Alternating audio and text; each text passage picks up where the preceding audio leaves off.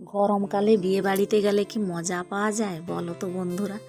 মজা হোক না হোক কি বলো তো, নিমন্ত্রণ পেয়েছি যখন যেতেই হবে, কিছু করার নেই। বাড়ির সামনে বলে বিয়ে বলে কথা, বাড়িতে কেউ নেই সেরকম যাওয়ার মতো। আমি আর ছেলে রেডি হয়ে চলে এলাম দেখো বিয়ের মণ্ডপের সামনে। তো দেখো এসেই কার দর্শন করছি, আমাদের গণেশ বাবাজি।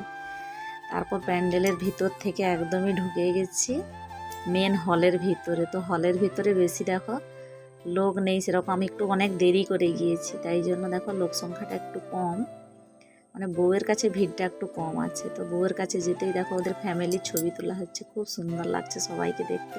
আর নতুন বউ তো একদমই সুন্দর, খুব ভালো লাগছে। তো আমিও গিফটটা বাকি ছিল, দেয়া হয়নি, তাই জন্য গিফটটা দিয়ে দিলাম।